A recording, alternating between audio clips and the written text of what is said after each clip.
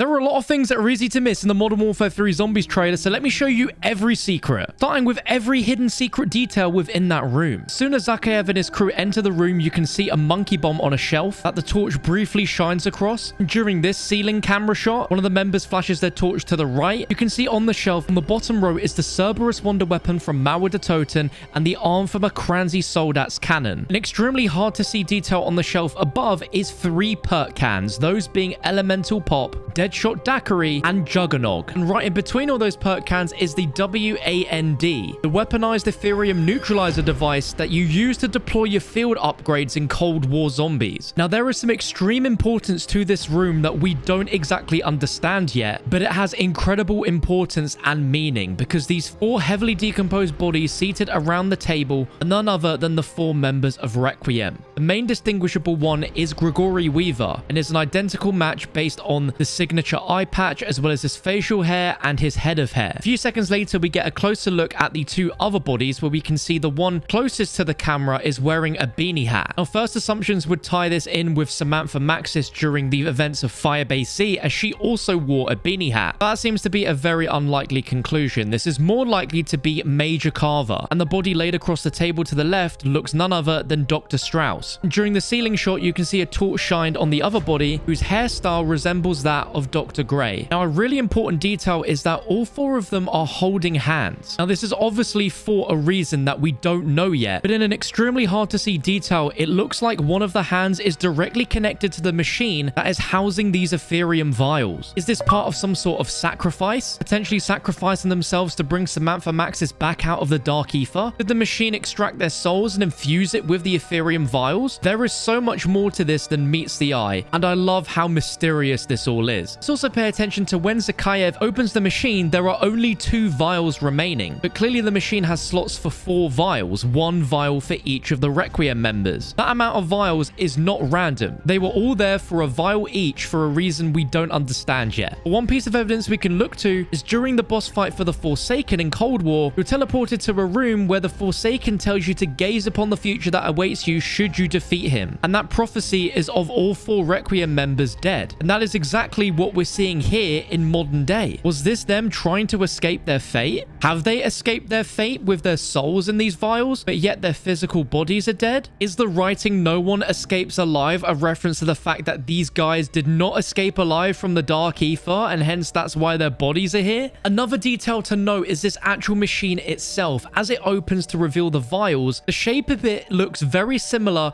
to the dome inside of the Firebase Z Zombies map that they were using to create Dark Ether portals. If you remember specifically, this is what Samantha Maxis came out of when she was first trapped in the Dark Ether. There are just so many questions, but let's move on to the main villain of Modern Warfare 3 Zombies, being Zakhaev. When we first see him, he has a very big scar all across his face, and we know where that came from. During the events of Modern Warfare 2019, Zakhaev used the tensions between the Coalition and the Allegiance to power up all the bunkers in Verdansk, allowing him to activate an ICBM silo hidden within Bunker 10. His plan was to fulfill his father's wishes, but this ultimately came to an end, as Task Force 141 managed to get the abort code for the missile, and Captain Bryce infiltrated Bunker 10 to try and stop the missile from launching, and in the process shoot Zakhaev in the shoulder before throwing him off this banister to the bottom of the rocket silo. We all assumed from a fall like that Zakhaev was gone for good, but seemingly he has survived, and rather than trying to weaponize nuclear silos, is searching for new weapons and learns about Ethereum. Hence why we see him and Terminus Outcomes find and steal these vials of Ethereum. And if you're enjoying the video so far, let me know by liking and subscribing so you don't miss more videos like this. Leading up to the trailer's release, we got a few days of teasers with a planning board with several documents from the 1980s Dark Ether story, with images of each of Requiem and a post-it note from Zakhaev himself saying if they are real, there will be no stopping us, and another post-it note from Jack Fletcher, the leader of the Terminus Outcomes faction, who says we are a go tonight. Underneath it, you can see a small tac map of one section of the Zombies map itself. Now, I assume the area that's circled in red is the location location of the hotel that contains the Ethereum vials. Now, from what I saw from a presentation at Sledgehammer Games last month, we got to see a massive overview of the Zombies map, and the layout matched exactly to the layout for the rumored Las Almas map. Thanks to some very clever people in the COD community on Twitter, @Z_Crim was able to overlay this section perfectly onto the Las Almas map, confirming that this overview is 100% accurate. But we know from one of the teasers that this location was abbreviated UR, which is short for Urzikstan, meaning that this Zombies map takes place in Urzikstan, and everything we see in this trailer is also set in a part of the map in Urzikstan, because when Zakhaev throws that vial, it creates an incursion point. From what we know of the gameplay of Modern Warfare 3 Zombies, the aim is to get to as far in the middle of the map as possible to where the incursion zone first started, which is exactly what we see in the trailer, and assuming is also what is circled red on the TAC map. The next section of the trailer brings us, the player, under the guise of a new CIA-led operation called Operation Deadbolt. Now, what the trailer doesn't tell you is that this operation was actually created by the CIA in the aftermath of the outbreak events witnessed by Requiem operatives during the events of the Cold War. Now, with nearly 40 years passing between that time and current day, there is no reason that there hasn't already been other outbreak events that happened before what we're seeing now. What the trailer also doesn't explain is that when the team arrives at the exclusion zone along Soap and Ravenov, a few weeks have elapsed since the event shown in the first part of the trailer. Now, as just mentioned, accompanying us is Captain Sergei Ravenov, who's an operator and mission specialist with experience with this kind of incursion, as he helped us during the events of Black Ops Cold War. After the events of Cold War with the Forsaken being defeated and captured by the strike team, Ravenov gives them and Raptor 1 a salute before exfil as he stays behind. We genuinely don't know what happened next to him, but clearly he survived well into his 70s that we see in modern day, and during the Cold War he was a double agent for the Omega Group, so has been always good at lying low behind enemy lines. Now, right near the end, Kate Laswell makes a comment about a new character that is going to be leading us on the ground in-game, known as SSO Sarah Green. Now, as of now, we know nothing else about this character, but there has to be something substantial for her to be on the ground in the middle of a zombies outbreak all alone. Clearly, she has a lot more knowledge and understanding than most people, because she has been here for a few weeks at this point on her own. Now, me personally, I find it extremely interesting that the characters we have for the zombies mode here is Ravenov, Kate Laswell,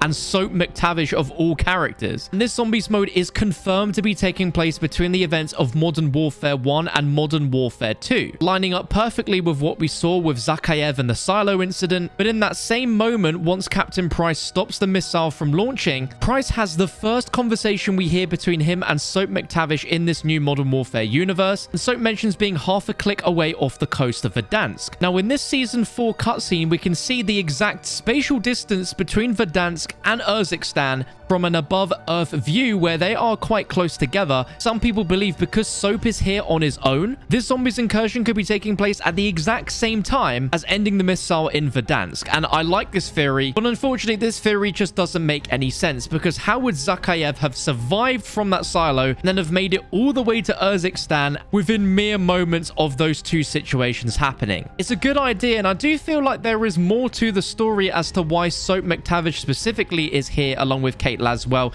and we don't see any other members of Task Force 141. If you have any theories as to why that could be, let me know in the comments below. That about wraps up every secret I've spotted in the trailer so far. If there's anything I've not mentioned, let me know in the comments below.